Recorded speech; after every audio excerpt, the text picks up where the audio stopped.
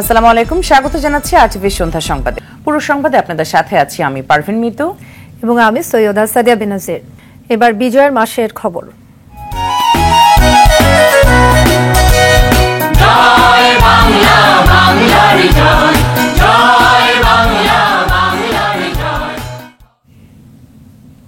বিস্তারিত সংবাদ।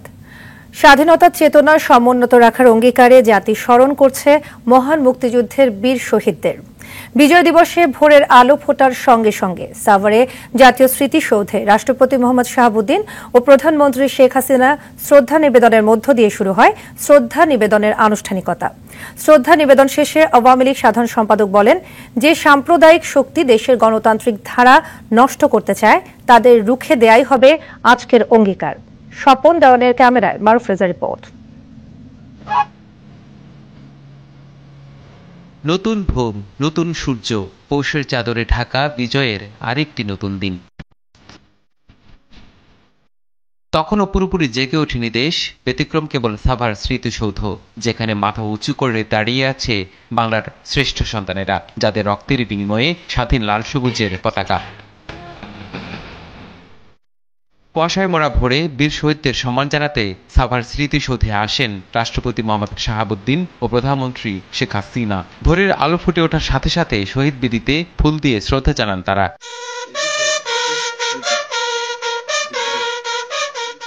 পরে মন্ত্রী পরিষদের সদস্য আর দলের সিনিয়র নেতাদের নিয়ে ফের শ্রদ্ধা নিবেদন করেন আওয়ামী লীগ সভাপতি শেখ হাসিনা। এরপর একে একে বীর শহীদদের শ্রদ্ধা জানান জাতীয় সংসদের স্পিকার, প্রধান বিচারপতি, বিভিন্ন সামাজিক, রাজনৈতিক, সাংস্কৃতিক সংগঠন সহ যুদ্ধাহত মুক্তিযোদ্ধারা। এ সময় শ্রদ্ধা জানিয়ে কথা বলেন আওয়ামী লীগ সাধারণ সম্পাদক। বাংলাদেশে যে অপশক্তি নির্বাচনের বিরোধিতা করছে, গণতান্ত্রিক রাজনীতির পথে অন্তরায় হয়ে দাঁড়িয়েছে, এরা আসলে শুধু সাম্প্রদায়িকতা এই দেশে কায়েম করতে চায় না। রাষ্ট্রীয় আনুষ্ঠানিকতা শেষে মূল ফটক খুলে দিলে স্মৃতিসৌধে ঢল নামে লাখো মানুষের। এক একে 52টি বছর পার করল লাল সবুজের ছোট্ট বাংলাদেশ। এই অর্ধশত বছরের বেশি সময়ে অনেক কিছু প্রাপ্তি যেমন রয়েছে, তেমনি না পাওয়ার আক্ষেপও কম নয়। তবে শ্রদ্ধা জানাতে আসা এখানে লাখো মানুষের প্রত্যাশা, যাদের নিঃস্বার্থ আত্মত্যাগের বিনিময়ে অর্জিত হয়েছে আজকের বাংলাদেশ, একদিন তাদের অনুযায়ী ঠিক ঘুরে দাঁড়াবে সত্যিকারের সোনা বাংলা প্রতিষ্ঠায়। এদিকে সাভার স্মৃতিসৌধ থেকে ধানমন্ডি 32-এ যান প্রধানমন্ত্রী শেখ হাসিনা। সেখানে বঙ্গবন্ধুর প্রতিকৃতিতে শ্রদ্ধা জানান তিনি। শ্রদ্ধা নিবেদন করেন আওয়ামী লীগের সভাপতি হিসেবেও। মারুফ রেজা, আরটিভি, ঢাকা। মহান মুক্তিযুদ্ধের বীর শহীদদের প্রতি বিনম্র শ্রদ্ধা জানিয়েছে গোটা জাতি। জাতীয় স্মৃতিসৌধে শ্রদ্ধা নিবেদন করে বিভিন্ন শ্রেণী পেশার মানুষ। তারা বলেন, বিজয়ের 52 বছরে এসে বাংলাদেশ আজ বিশ্ব দরবারে সমাদৃত। ডিজিটাল বাংলাদেশ বাস্তবায়নের পর স্মার্ট বাংলাদেশ গঠনের পথে হাঁটছে লাল সবুজের দেশ। সুখী, সমৃদ্ধ ও দুর্নীতিমুক্ত একটি রাষ্ট্র হিসেবে বাংলাদেশ গড়ে উঠবে এমন প্রত্যাশা সবার। জহিরুল ইসলাম খানের ক্যামেরায় বিপুল দেবরায়ের রিপোর্ট। লাল সবুজ, এই যেন বাঙালির একখণ্ড হৃদয়, যার মধ্যে লুকিয়ে আছে কোটি বাঙালির প্রাণের সঞ্চার। 52 বছর আগে আজকের এই দিনটিতে পৃথিবীর মানচিত্রে লাল সবুজের বাংলাদেশ আত্মপ্রকাশ ঘটে। যাদের আত্মত্যাগে অর্জিত হয়েছে আজকের এই স্বাধীন ভূখণ্ড, সে বীর সূর্য সন্তানদের শ্রদ্ধাভরে স্মরণ করছে গোটা জাতি। ভোরের আলো ফোটার সাথে সাথে রক্তিম লাল সূর্য উকি দেওয়ার মধ্যে দিয়ে শুরু হয় জাতীয় স্মৃতিসৌধে সর্বস্তরের মানুষের শ্রদ্ধা নিবেদন।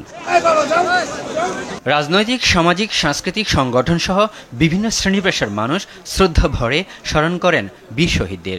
এই দেশের রক্তিম পতাকা উত্তোলিত হয়েছে, আমরা এই দেশের বাঙালি হিসেবে আমরা গর্ববোধ করি। একটি ক্ষুধামুক্ত, দারিদ্র্যমুক্ত যে বাংলাদেশের স্বপ্ন আমরা দেখেছিলাম মুক্তিযুদ্ধের সময়, আমরা কিন্তু সেই দিকে পদার্পণ করেছি। আমাদের মুক্তিযুদ্ধের চেতনায় বাংলাদেশ, এই চেতনা যতদিন উজ্জীবিত থাকবে বাংলাদেশ পথ হারাবে না। আগামীতে যারা রাষ্ট্র গঠন করবে অবশ্যই এই মাতৃভাষার শিক্ষা ব্যবস্থা গুরুত্ব সহকারে দেখবেন।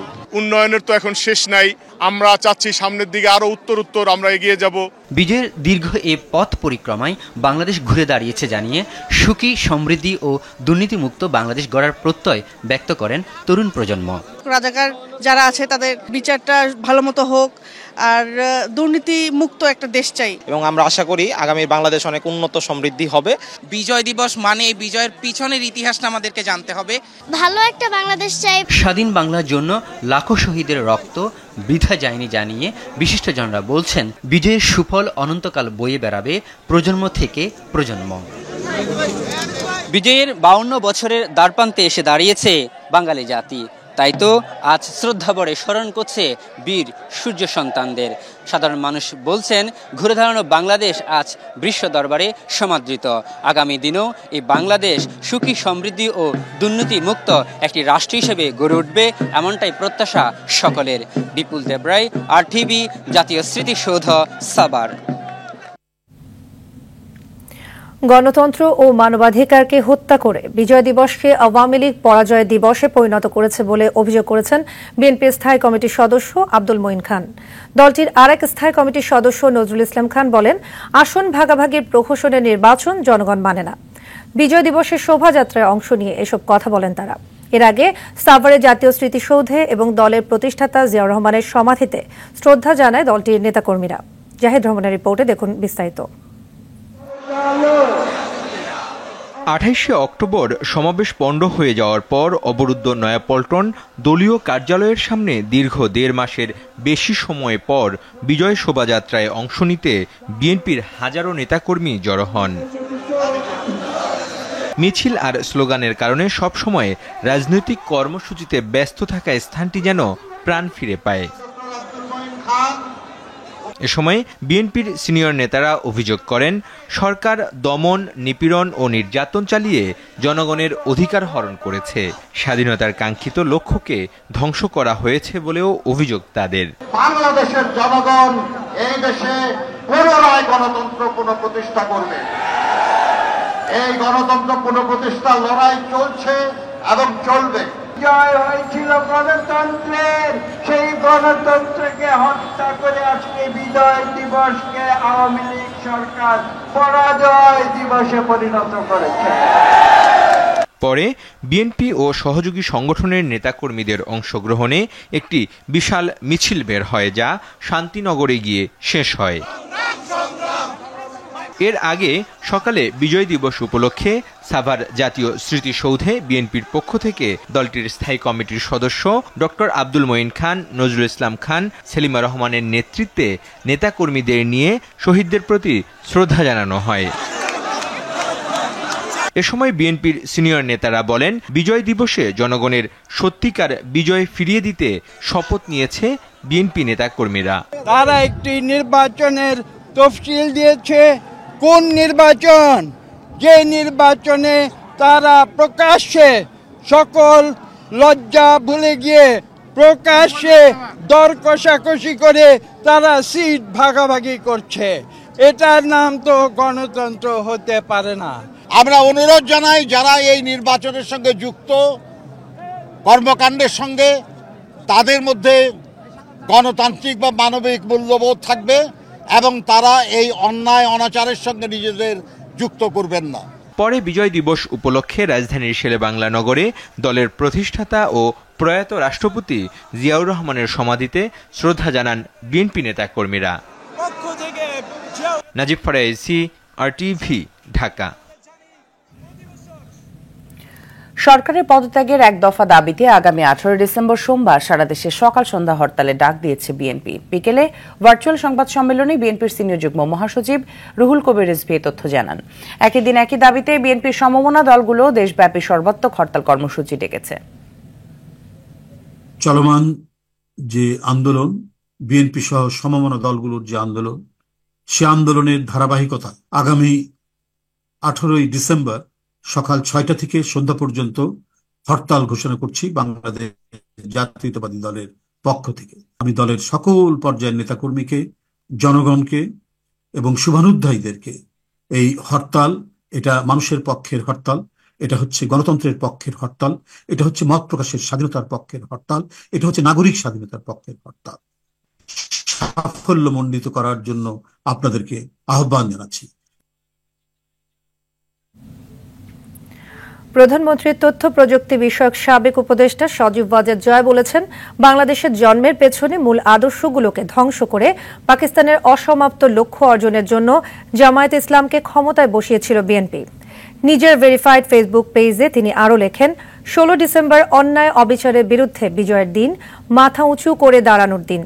কিন্তু বিএনপি জামাত জোট আসন্ন নির্বাচন ঠেকাতে লাখো শহীদদের আত্মত্যাগকে অসম্মান করতে এবং সাধারণ মানুষকে হত্যার জন্য প্রকাশ্যে মাঠে নেমেছে।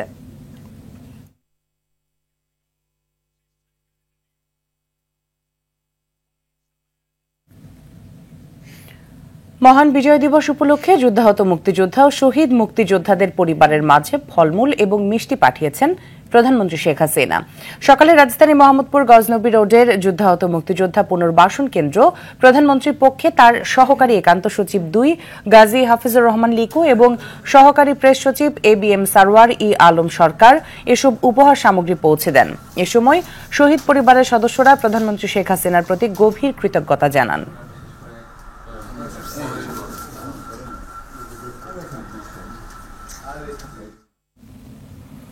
বিজয় দিবস উপলক্ষে বঙ্গভবনে রাষ্ট্রপতির সংবর্ধনা অনুষ্ঠানে যোগ দেন প্রধানমন্ত্রী শেখ হাসিনা। বিকেলে বঙ্গভবনের সবুজ চত্বরে আয়োজিত অনুষ্ঠানে ছোট বোন শেখ রেহানা সহ উপস্থিত হন তিনি। এ সময় প্রধানমন্ত্রী সহ অতিথিদের স্বাগত জানান রাষ্ট্রপতি মোহাম্মদ শাহাবুদ্দিন ও তার সহধর্মিণী রেবেকা সুলতানা। পরে প্রধানমন্ত্রীর সঙ্গে কুশল বিনিময় করেন তিনি। অনুষ্ঠানে জাতীয় সংসদের স্পিকার, প্রধান বিচারপতি, মন্ত্রিসভার সদস্য, বিভিন্ন দেশের রাষ্ট্রদূত ও হাই কমিশনাররা যোগ দেন। 3 বাহিনী প্রধান, সামরিক ও বেসামরিক কর্মকর্তা সহ বিশিষ্ট নাগরিকরাও সংবর্ধনা অনুষ্ঠানে অংশ নেন।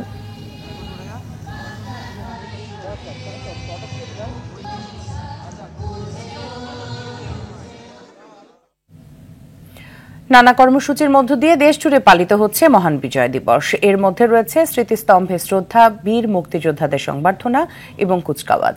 জেলা প্রতিনিধিদের তথ্যচিত্রে জানাচ্ছেন নাদিরা সুলতানা।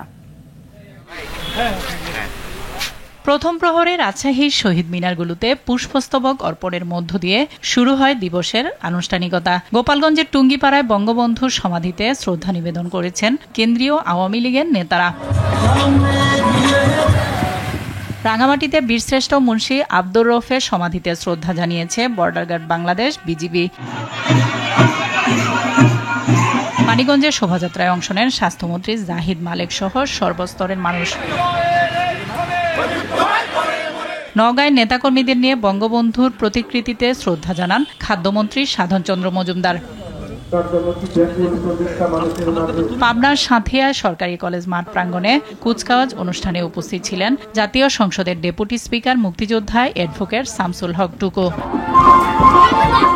শরীয়তপুরের নড়িয়ায় বঙ্গবন্ধুর প্রতিকৃতিতে শ্রদ্ধা জানিয়ে দিবসটির সূচনা করেন পানি সম্পদ উপমন্ত্রী AKM এনামুল হক শামীম। চট্টগ্রামে কেন্দ্রীয় শহীদ মিনারে সর্বস্তরের মানুষের ঢল নামে। চট্টগ্রামে মুস্তফা হাকিম ওয়েলফেয়ার ফাউন্ডেশনের উদ্যোগে কুচকাওয়াজ ও আলোচনা সভা অনুষ্ঠিত হয়েছে। মাগুরা শহরের নোমানী ময়দানে মুক্তিযোদ্ধা স্মৃতিস্তম্ভে ফুল দিয়ে শ্রদ্ধা জানান ক্রিকেটার সাকিব আল হাসান সহ বিভিন্ন শ্রেণী পেশার মানুষ। শহীদ মুক্তিযোদ্ধা পরিবারকে সংবর্ধনা দেয়া হয়েছে টাঙ্গাইলে। এছাড়া নাটোর, চুয়াডাঙ্গা, নড়াইল, পঞ্চগড়, ব্রাহ্মণবাড়িয়া, ভোলা, গাজীপুর, কুষ্টিয়া, লক্ষ্মীপুর, নেত্রকোনা, পটুয়াখালী, ঠাকুরগাঁও, পিরোজপুরে নানা কর্মসূচির আয়োজন করা হয়। বরিশালে বধ্যভূমিতে শ্রদ্ধাঞ্জলি নিবেদন করে বিভিন্ন রাজনৈতিক ও সামাজিক সংগঠন। কুমিল্লায় কেন্দ্রীয় শহীদ মিনারে জাতির শ্রেষ্ঠ সন্তানদের প্রতি শ্রদ্ধা জানান সদর আসনের সংসদ সদস্য আকম বাহাউদ্দিন সহ অন্যান্যরা। মুক্তিযোদ্ধাদের সংবর্ধনা দেয়া হয় ঝিনাইদহে। কুচকাওয়াজ প্রদর্শনীর আয়োজন করা হয় সুনামগঞ্জ, মুন্সিগঞ্জ, নরসিংদী, মেহেরপুর, বাগেরহাট, ফেনী, যশোর, মাদারীপুরে। সিলেটে কেন্দ্রীয় শহীদ মিনারে শ্রদ্ধা জানান সর্বস্তরের মানুষ। বিজয় র্যালির আয়োজন করা হয়েছে নোয়াখালীর হাতিয়াতে। সূর্যোদয়ের সাথে সাথে খুলনার গল্লামারী বধ্যভূমিতে ঢল নামে সর্বস্তরের মানুষের। দিনাজপুরের হিলি সীমান্তে বিজিবি ও বিএসএফ মিষ্টি দিয়ে শুভেচ্ছা বিনিময় করে। রংপুরের স্বাধীনতা স্মৃতিস্তম্ভে ফুল দিয়ে শ্রদ্ধা জানায় প্রশাসন সহ বিভিন্ন শ্রেণী পেশার মানুষ। যথাযোগ্য মর্যাদায় বিজয় দিবস উদযাপন করা হয় ময়মনসিংহে। নারায়ণগঞ্জে কেবল টিভি অপারেটরের সভাপতি আব্দুল করিম বাবু হাজারো মানুষের মাঝে মাছ বিতরণ করেছেন। নাদিরা সুলতানা, RTV। শান্তিপূর্ণ কর্মসূচিতে পুলিশ কোনো বাধা নেই, তবে কর্মসূচি থেকে নির্বাচন বিরোধী কোনো কর্মকাণ্ড কিংবা বক্তব্য দিলে নির্বাচন কমিশনের নির্দেশনা অনুযায়ী পুলিশ ব্যবস্থা নেবে বলে জানিয়েছেন স্বরাষ্ট্রমন্ত্রী আসাদুজ্জামান খান কামাল। অন্যদিকে আগুন সন্ত্রাসের নামে বিএনপি জামায়াতের কর্মকাণ্ডকে নব্য হানাদার হিসেবে আখ্যা দিয়েছেন তথ্যমন্ত্রী হাসান মাহমুদ। সকালে রাজধানীতে বিজয় দিবসের আলাদা অনুষ্ঠানে এসব কথা বলেন দুই মন্ত্রী। সুমন তানভীরের প্রতিবেদন। স্বাধীনতার প্রথম প্রহরে যেখান থেকে বিদ্রোহের সূত্রপাত, সেই রাজারবাগ পুলিশ লাইন্সে সকাল 8টায় বাহিনীটির ঊর্ধ্বতন কর্মকর্তা সহ স্বরাষ্ট্রমন্ত্রীর শ্রদ্ধা নিবেদন। মুক্তিযুদ্ধে অসীম সাহস দেখিয়ে যারা সেদিন শহীদ হয়েছিলেন সেসব সহকর্মীদের স্মরণে স্মৃতিস্তম্ভে পুষ্পস্তবক অর্পণ করে পুলিশ সার্ভিস অ্যাসোসিয়েশনও। পরে সাংবাদিকদের সঙ্গে সমসাময়িক বিষয়ে কথা বলেন স্বরাষ্ট্রমন্ত্রী। জানান, শান্তিপূর্ণ কর্মসূচির নামে নির্বাচন বিরোধী কোনো কর্মকাণ্ড করলে কমিশনের নির্দেশনা অনুযায়ী ব্যবস্থা নেওয়া হবে।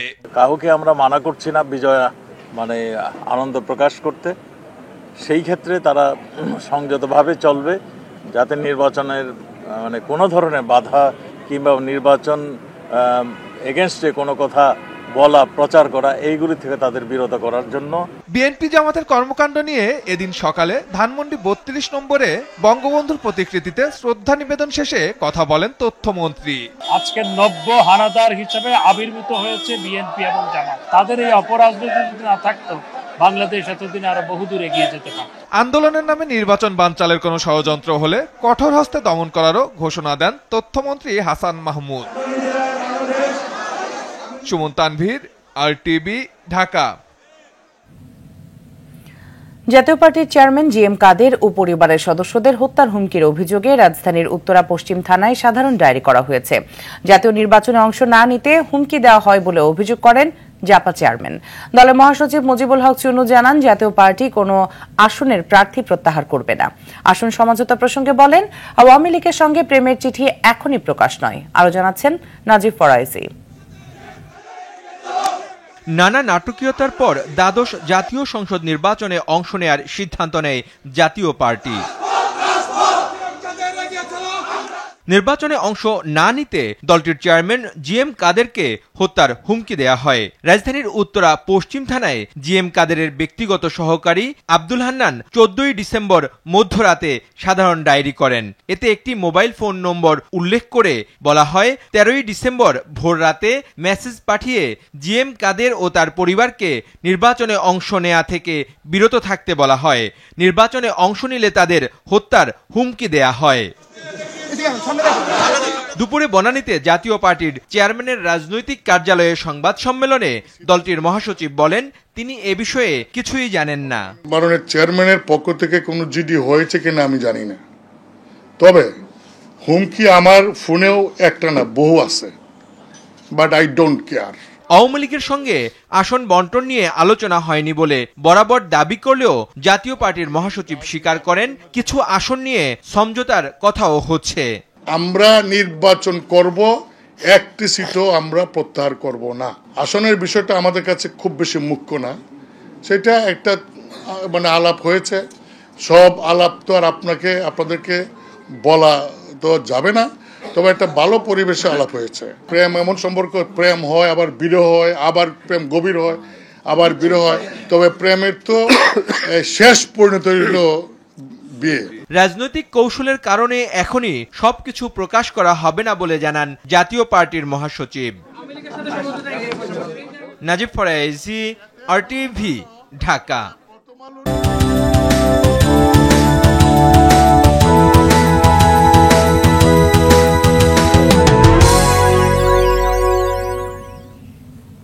এবার IDLC বদলে যাওয়া বাংলাদেশ প্রসঙ্গ। গোটা বিশ্বের বিস্ময়ের আরেক নাম বাংলাদেশ। ৭১ স্বাধীনতা অর্জনের পর ৫২ বছরে অর্থনৈতিক উন্নয়ন ঘটেছে অভূতপূর্ব। মানব সম্পদ উন্নয়ন ও মাথাপিছু আয় বৃদ্ধির পাশাপাশি ব্যাপক হারে কমেছে দারিদ্র্য। কেবল তাই নয়, আর্থসামাজিক উন্নয়নের বেশিরভাগ সূচকে দক্ষিণ এশিয়ার অনেক দেশের তুলনায় এগিয়ে বাংলাদেশ। স্বাধীনতোত্তর বাংলাদেশের উন্নয়ন সমৃদ্ধির খণ্ডচিত্র তুলে ধরছেন সেলিম মালিক। মুক্তিযুদ্ধের 9 মাসে পাকিস্তানি হানাদার বাহিনীর আক্রমণে ধ্বংসযজ্ঞের স্তূপে পরিণত হয় সোনার বাংলা। তৎকালীন মার্কিন পররাষ্ট্রমন্ত্রী হেনরি কিসিঞ্জার মন্তব্য করেছিলেন, দেশটি তলাবিহীন ঝুড়ি ছাড়া আর কিছুই নয়। তবে বাঙালির কর্মোদ্যমতায় অর্থনীতি ঘুরে দাঁড়াতে খুব বেশি একটা সময় নেয়নি। জিডিপির ঋণাত্মক ধারা থেকে 73 সালে প্রবৃদ্ধি দাঁড়ায় 3.33%। স্বাধীন বাংলার প্রথম বাজেট 1972-73 অর্থ বছরে, যার আকার ছিল 786 কোটি টাকা। স্বাধীনতার 52 বছরে বাজেটের আকার বেড়েছে 968 গুণ। শূন্য থেকে কেন্দ্রীয় ব্যাংকের রিজার্ভ এখন প্রায় 2,72,000 কোটি টাকা। রপ্তানি আয় ছিল মাত্র 22,000 কোটি টাকা, সেটি এখন 6,11,050 কোটি টাকার বেশি। আর অর্থনীতির প্রবৃদ্ধি 7% উপরে। অনুকূল পারিপার্শ্বিকতা তৈরি করা হয়েছিল, আর মানুষকে উৎসাহিত করা হয়েছিল। যেখানে প্রয়োজন সেখানে ভর্তুকি দেওয়া হয়েছে, যেখানে অনুদান দেওয়া হয়েছে। স্বাধীনতার 52 বছরে অনেকটাই সুরক্ষিত সামাজিক সুরক্ষা বলয়। 1972 সালে বার্ষিক মাথাপিছু আয় ছিল মাত্র 11,000 টাকা, 27 গুণের বেশি বেড়ে যা এখন 3,04,150 টাকা। দারিদ্র্যসীমা 88% থেকে নেমেছে প্রায় 18.7%। আর গড় আয়ু 53 বছর থেকে উঠেছে 72 বছর 4 মাসে। স্বাধীনতার পর 7 কোটি মানুষের খাদ্যের চাহিদা মেটাতে সাহায্য নিতে হয় বিদেশিদের কাছে। আর এখন প্রায় 17 কোটি মানুষের খাদ্যের চাহিদা মিটিয়ে অনেক খাদ্যশস্য রপ্তানি করছে বাংলাদেশ। প্রায় সম্পূর্ণ নিজস্ব খরচে নির্মিত হয়েছে পদ্মা সেতু। নির্মাণ শেষে চালু হয়েছে মেট্রো রেল। কর্ণফুলী টানেলের মধ্য দিয়ে চলছে যানবাহন। মহাকাশে গেছে বঙ্গবন্ধু স্যাটেলাইট। আগে আমাদের এখানে মূল্যস্ফীতির সমস্যা ছিল না, বৈদেশিক মুদ্রার তহবিলে কোনো সমস্যা ছিল না, টাকার অবমূল্যায়ন। এই সমস্যাগুলো সমাধান করলেই আমরা কিন্তু আবার ফিরে যেতে পারবো কল্যাণ রাষ্ট্রের। স্বল্পোন্নত থেকে উন্নয়নশীল দেশের কাতারে এখন বাংলাদেশ। অর্থনীতিবিদদের বিশ্বাস, উন্নয়নের এই ধারা বজায় থাকলে 2030 সালের মধ্যে টেকসই উন্নয়ন লক্ষ্যমাত্রা, এসডিজি অর্জন এবং 2041 সালের মধ্যে উন্নত দেশের তালিকায় ঠিকই নাম লেখাবে লাল সবুজের বাংলাদেশ। সেলিম মালিক, RTV, ঢাকা। মানিকগঞ্জে বেলুন ফুলাতে গিয়ে গ্যাস সিলিন্ডার বিস্ফোরণে বেলুন বিক্রেতা নিহত হয়েছে। এ সময় আহত হয়েছে আরও একজন। ভোরে জেলা প্রশাসক কার্যালয়ের নিচ তলায় এই বিস্ফোরণ ঘটে। এতে আনোয়ার ব্যাপারী নামের বেলুন বিক্রেতা নিহত হয়। তার বাড়ি ফরিদপুরে। জেলা প্রশাসক কার্যালয়ে দায়িত্বে থাকা পুলিশের ASI মুস্তাফিজুর রহমান জানান, ভোরে জেলা প্রশাসক কার্যালয়ের নিচ তলায় 2 জন বিক্রেতা বিজয় দিবসের জন্য বেলুন ফুলাচ্ছিলেন। এ সময় বিকট শব্দে গ্যাস সিলিন্ডার বিস্ফোরণ হয়ে তারা গুরুতর আহত হয়। আনোয়ার ব্যাপারীকে আশঙ্কাজনক অবস্থায় ঢাকায় নেয়ার পথে মারা যায় সে।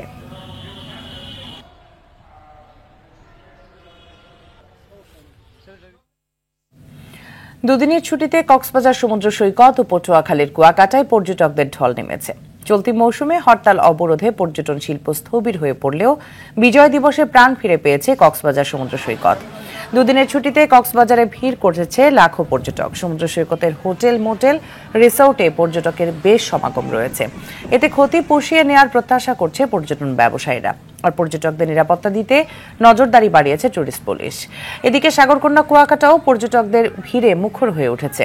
পর্যটকরা সৈকতের বালিয়াড়িতে দিনভর আনন্দ উন্মাদনায় মেতে ওঠে। সৈকত এলাকার বেশিরভাগ হোটেল, মোটেল পূর্ণ হয়ে যাওয়ায় খুশি ব্যবসায়ীরা। 2 দিন ছুটি হওয়ার কারণে আমরা আসতে পারছি কক্সবাজার, এর জন্য আমাদের অনেক ভালো লাগতেছে। আমাদের ব্যবসার কারণে আসা হয় না, অনেকদিন পরে ছুটিটা পেলাম, ঘুরতে আসলাম। ঘুরতে মোটামুটি পর্যটক অনেক বেশি, ঘুরে ভালো লাগলো। আমরা মোবাইলে অনেক দেখছি, কিন্তু বাস্তবে এসে দেখে যে অনুভূতিটা পাইছি অনেক আনন্দের। মৃদু শৈত্য প্রবাহ বয়ে যাচ্ছে উত্তরের জেলা পঞ্চগড়ে।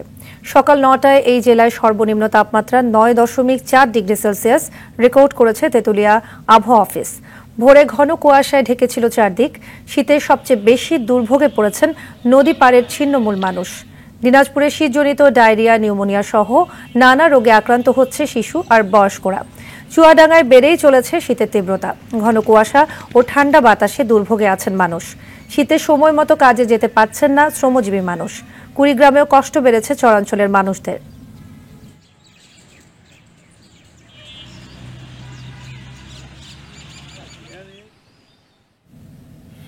পবিত্র মাহে রমজান উপলক্ষে আরটিভির মাসব্যাপী 14তম হিফজুল কোরআন প্রতিযোগিতা জিপিএইচ ইস্পাত আলোকিত কোরআন 2024 powered by RFL pipe and fittings এর নরসিংদী অঞ্চলের বাছাই পর্ব অনুষ্ঠিত হয়েছে।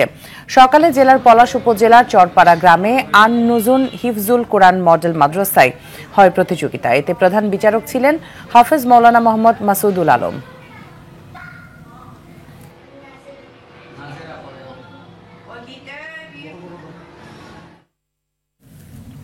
2 দিনব্যাপী পিএইচডি এবং গবেষণা প্রশিক্ষণ আয়োজন করেছে আসিফ কিবরিয়া হেল্পলাইন। আগামী 22 এবং 23 ডিসেম্বর এই প্রশিক্ষণ অনুষ্ঠিত হবে। চলতি বছর বিশ্বের শীর্ষ 2% বিজ্ঞানীদের অন্যতম বিজ্ঞানী অধ্যাপক ডক্টর আব্দুল্লাহ এই প্রশিক্ষণে অংশ নেবেন। সকালে রাজধানীর ইস্কাটরে সংবাদ সম্মেলনে এ তথ্য জানান আসিফ কিবরিয়া হেল্পলাইনের CEO doctor ABM Asif Kibria. তিনি জানান সর্বোচ্চ 15 জন প্রার্থী এই প্রশিক্ষণে যোগদান করবে। 23 ডিসেম্বর সন্ধ্যায় সেমিনারে অংশগ্রহণকারীদের সার্টিফিকেট দেওয়া হবে।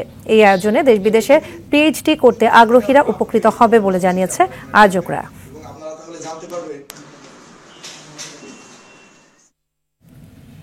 ঢাকা ক্লাব লিমিটেডের সদস্যদের জন্য এক্সক্লুসিভ মাস্টার কার্ড কো ব্র্যান্ডের ক্রেডিট কার্ডের সূচনা করেছে ঢাকা ব্যাংক। শুক্রবার ঢাকা ক্লাবের বার্ষিক মেজবান অনুষ্ঠানে কার্ডটির আনুষ্ঠানিক উদ্বোধন করা হয়। ঢাকা ব্যাংকের চেয়ারম্যান আব্দুল হাই সরকার, পরিচালক আলতাফ হোসেন সরকার, খন্দকার জামিল উদ্দিন, ঢাকা ক্লাবের প্রেসিডেন্ট আশরাফুজ্জামান খান পুটন ও পরিচালক মুজিবুর রহমান মৃধা সহ কর্মকর্তারা এ সময় উপস্থিত ছিলেন। এই কার্ডের মাধ্যমে আজীবন বার্ষিক ফি মওকুফ, বিমানবন্দরে গ্লোবাল লাউঞ্জ অ্যাক্সেস, 5 তারকা হোটেল এবং শপিং মলে কেনাকাটায় বিশেষ ছাড় সহ নানা সুবিধা পাবেন ব্যবহারকারীরা।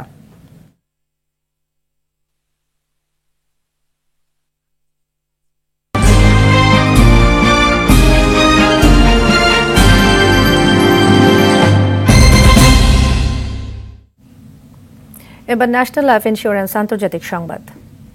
কুয়েতের আমির শেখ নওয়াফ আল আহমদ আল জাবের মারা গেছেন। শনিবার দেশটির রাষ্ট্রীয় টেলিভিশনের বরাতে আল জাজিরার খবরে বলা হয়, মৃত্যুকালে তার বয়স হয়েছিল 86 বছর। শেখ নওয়াফ আল আহমদ আল জাবে 2020 সালের সেপ্টেম্বরে কুয়েতের আমির হিসেবে শপথ গ্রহণ করেন।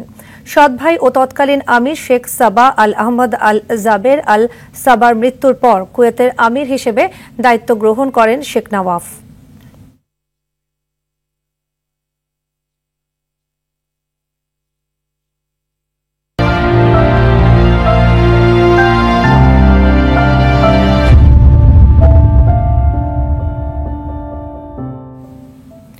ইসরায়েলি বোমা হামলায় সামের আবুদাকা নামের আল জাজিরা আরবির এক সাংবাদিক নিহত হয়েছেন।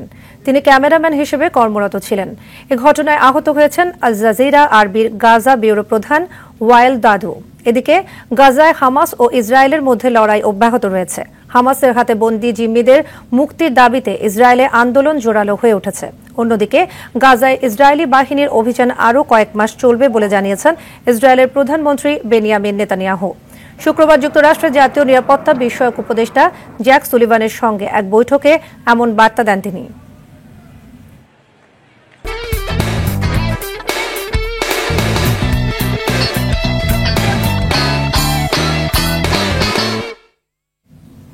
অনূর্ধ্ব 19 এশিয়া কাপের প্রথম শিরোপা জয়ের লক্ষ্য নিয়ে কাল সংযুক্ত আরব আমিরাতের মুখোমুখি হবে বাংলাদেশ। দুবাই আন্তর্জাতিক স্টেডিয়ামে ফাইনালটি শুরু বেলা 11:30টায়। 2019 সালে ফাইনালে উঠলেও ব্যাটিং ব্যর্থতার ভারতের কাছে হেরে শিরোপা বঞ্চিত হয় বাংলার যুবারা। সেমিফাইনালে সেই ভারতকে হারিয়েই এবার ফাইনালে উঠেছে যুব টাইগাররা। বিশ্বকাপে জিতলেও এশিয়া কাপ ঘরে তোলার আক্ষেপটা এবার ঘোচাতে চায় রাব্বি আরিফুলরা। পাকিস্তানকে হারিয়ে ফাইনালে ওঠা আরব আমিরাতও স্বপ্ন দেখছে এশিয়া শ্রেষ্ঠত্ব অর্জনের। 3 ম্যাচ সিরিজের প্রথম ওয়ানডেতে ভোরের স্বাগতিক নিউজিল্যান্ডের মুখোমুখি হবে সফরকারী বাংলাদেশ। ড্যানেডিনের ইউনিভার্সিটি ওভালে খেলা শুরু ভোর 4টায়। নিউজিল্যান্ডের মাটিতে খেলা 16 ও ওয়ানডের একটিও জেতেনি বাংলাদেশ। পাশাপাশি সাকিব, তামিম, তাসকিনের অভিজ্ঞতা ছাড়াই নামতে হবে শান্ত লিটনদের। ইতিহাস পাল্টানোর আশায় শীতের প্রকোপের মধ্যেই নিজেদের প্রস্তুতি সেরেছে টাইগাররা। কন্ডিশন বিবেচনায় পেসকে প্রাধান্য দিয়েই একাদশ সাজাতে হবে সফরকারীদের। তাই অলরাউন্ড সৌম্য সরকারের সেবায় নজর দলপতি শান্তর। কেন উইলিয়ামসন কয়েকজনকে বিশ্রাম দিলেও ফেভারিটের তকমা থাকছে স্বাগতিক নিউজিল্যান্ডের সঙ্গে। কন্ডিশনও কন্ট্রোলে নাই, সো এটা নিয়ে খুব বেশি চিন্তার অপশনও নাই। আমার মনে হয় যে যেরকম কন্ডিশনে থাকবে ওই অনুযায়ী প্লেয়াররা অ্যাডাপ্ট করেই খেলবে আমার মনে হয়, এবং সবাই এটা নিয়ে প্রস্তুত যেরকম সিচুয়েশনই থাকে। ডিপেন্ড করতেছে যে আমরা ইনিংসটা কিভাবে শুরু করতেছি, ব্যাটিং হোক বোলিং হোক। সো অবশ্যই আগে থেকেই অনেক বড় চিন্তা নাই, আমাদের ইম্পর্টেন্ট হলো ইনিংসটা আমরা কত ভালোভাবে শুরু করতে পারি। স্টার্টটা যদি ভালো হয় তখন ওই অনুযায়ী আমরা মোমেন্টামটা ক্যারি করব এবং তখন অটোমেটিক একটা বড় স্কোর হবে। জাতীয় দলের নির্বাচক প্যানেল নিয়ে সিদ্ধান্ত দ্রুততম সময়ের মধ্যে আসছে বলে জানিয়েছেন বাংলাদেশ ক্রিকেট বোর্ড বিসিবি সভাপতি নাজমুল হাসান পাপন। মিরপুর শেরেবাংলা ক্রিকেট স্টেডিয়ামে বিজয় দিবস কাপ টি20 ম্যাচ শেষে তিনি এই কথা বলেন। শহীদ মুশতাক একাদশের বিপক্ষে বিজয় দিবস প্রদর্শনী ক্রিকেট ম্যাচ 7 উইকেটে জিতে নেয় শহীদ জুয়েল একাদশ। 43 বলে 6-4 ও 4 ছক্কায় 66 রান করে জুয়েল একাদশের ফয়সাল হোসেন ডিকেন্স ম্যাচ সেরা হন। জাতীয় দলের সব অতিথির হাত থেকে পুরস্কার গ্রহণের সেটা একটা ইতিহাস। একই সাথে কমিটি আছে, ওই কমিটি আমাদের কাছে নাম প্রপোজ করবে, ওনারা দেখবে কারা কারা ইন্টারেস্টেড প্লাস ওদের প্রেফার্ড, ওটা নিয়ে বোর্ডে প্লেস করে ওখান থেকে উই সিলেক্ট। সো আসলে এখানে কে কে হবে না হবে, কে আসবে, এটা এই মুহূর্তে বলা খুব কঠিন। তবে ইচ্ছা তো মানে কারো যদি ইচ্ছা থাকে অবশ্যই সে প্রকাশ করতে পারে, কোনো সমস্যা নেই। সন্ধ্যার সংবাদ এ পর্যন্তই। সবশেষ সংবাদ জানতে যে কোনো মোবাইল ফোন থেকে 24141 নম্বরে ডায়াল করুন। রাতের সংবাদ 11:15টায় দেখার আমন্ত্রণ রইল। ধন্যবাদ সবাইকে। ধন্যবাদ।